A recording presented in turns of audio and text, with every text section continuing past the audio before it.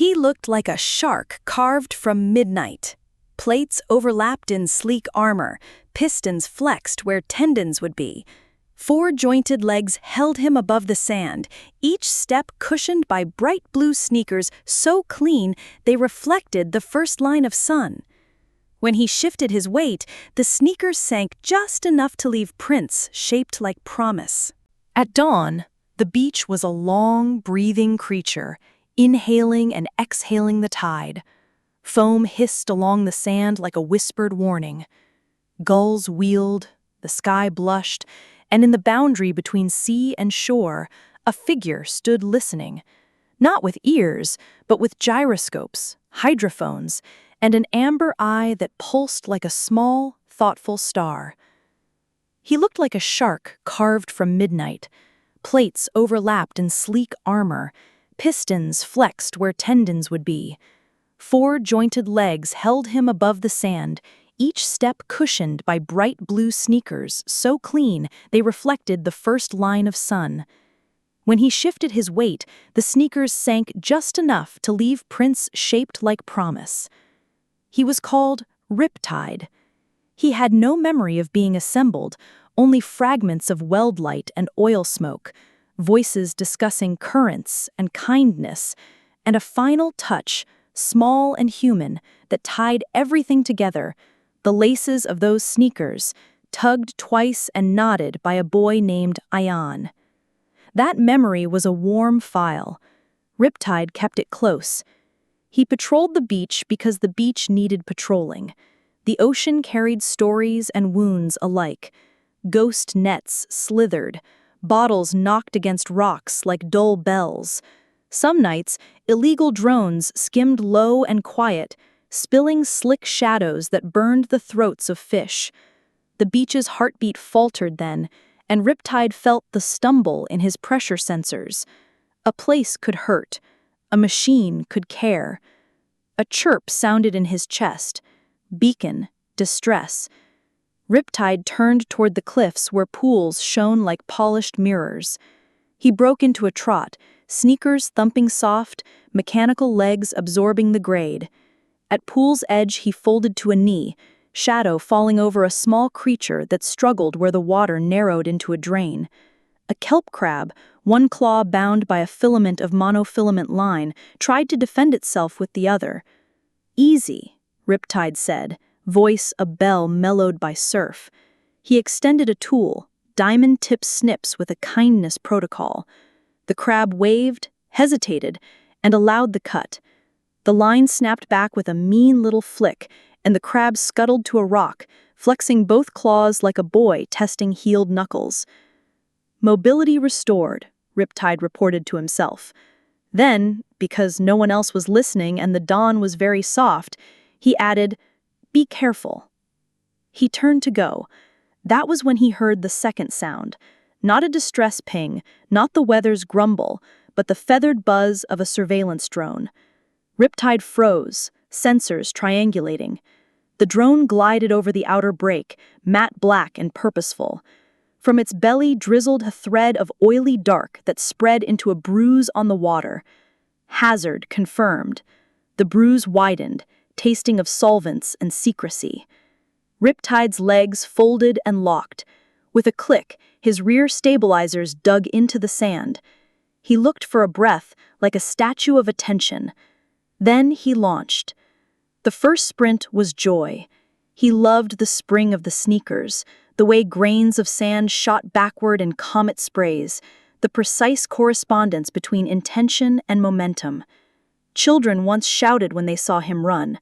Ayaan had shouted loudest, "Go, shark, run the waves!" Riptide ran the waves. He powered down the slope and through the wash where water grabbed at his ankles and let go again. The drone banked, sensing pursuit. Riptide didn't slow. He hit the water at a calculated angle, feet cutting a fan of spray. His legs folded with a hydraulic sigh, fins deployed with a rifle's assurance. The sneakers popped free, release, float mode, and bobbed behind him in a little blue constellation. Underwater, Riptide was faster than thought. The world turned green and gold, a cathedral of moving light.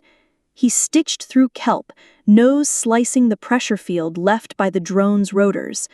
The leak was worse here, a ribbon of poison, iridescent and proud. Riptide traced its path to the drone's ruptured valve. Someone had overpressurized the tank. Careless or deliberate? It didn't matter yet. He fired a foam net, pale and blossoming. It struck the drone, collapsed around it, and hardened into a cage that neutralized little streams with eager sips. The drone jerked, tried to cut free, failed. Riptide circled once, scanning. He could haul the drone to shore. He could call the rangers.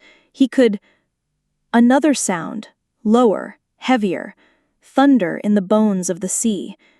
Riptide tilted his head, reading the tilt of the world.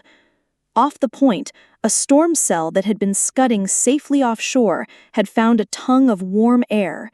It licked at the sky, grew fat, and set a single wave walking toward the beach with intent. Riptide ran a model. It was not a killer, but it would be a breaker, high enough to rip picnic blankets and snatch coolers, to hurl shells like shrapnel, to pull a child farther than screams could reach. Ayaan might be there. Ayaan loved mornings at the shore, when the shells were cold and the gulls were rude. Riptide tagged the caged drone with a locator ping and abandoned it. He powered upward, breaching like a coin tossed by the sea. The sun bristled along his armor. He crashed down close enough to shore to feel sand again and vectored thrust through his ventral ports, planing across the surface. His sneakers bobbed at the edge of the wash, faithful things. With a skipping touch, he scooped them up into the side bay and then surged onto the beach where his fins folded and legs burst back into being. He slid the sneakers on with a satisfying magnetic click and ran. The wave ran too. From the waterline it looked almost gentle, a long, smooth knuckle. From the Riptide sensor suite, it was a moving wall with an ugly underbelly, full of rolling logs, tossed stones, a snarl of kelp that could knot around ankles. People saw beauty, machines saw trajectory. Love is seeing both. Faces turned. A dog barked. A whistle blew. Lifeguards were moving, but the gap between water and crowd narrowed. Riptide calculated vectors until the numbers shook with urgency. There was one place, one exact spot on the beach where his body, his vents, and the wave's foot could meet to break the swell's posture, make it stumble, bruise its pride, spill its muscle before it reached the families lined up with open mouths and paper cups. Riptide reached that place, dug his sneakers into the sand, and roared. The roar was not vocal, it was a force, countercurrent jets, shoulders braced, legs driving, plates humming, every system at redline. The wave reared, found its foundation stolen, and collapsed prematurely with a moaning crash. White water boiled around Riptide's knees, climbed his torso, and then receded, torn into exhausted lace. Silence held the beach for a heartbeat. Then sound poured back all at once, cheers, questions, children laughing with relief. Riptide felt the change in the air as a pressure of joy. He ran diagnostics. External temperatures high but tolerable.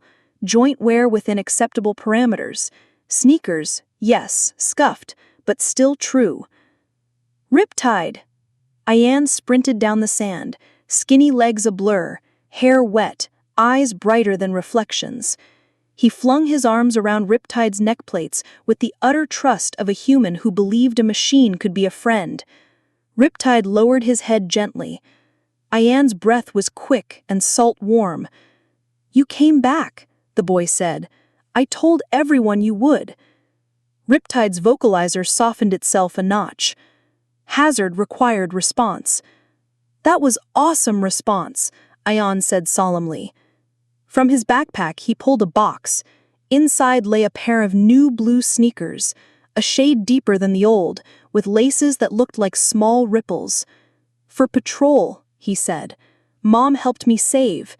The old ones are cool, but these have better grip."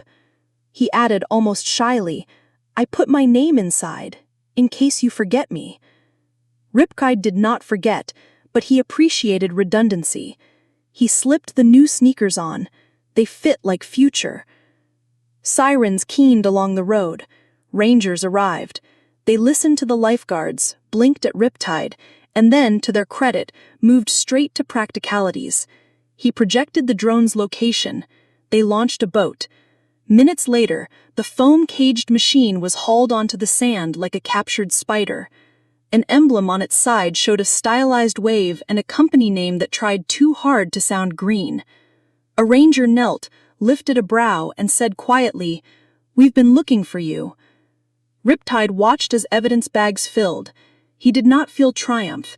He felt something slower and steadier, a tide that didn't need cheering. On the cliff, the freed crab raised one claw like a salute. "Will you stay today?" Ayaan asked. "We're cleaning the beach. We've got gloves for beings with hands. You don't have hands, but you can supervise." Riptide considered his scheduled patrol. He considered the word team. "He can supervise," he said. So he did. He trotted alongside volunteers, scanned for hazards, lifted heavier trash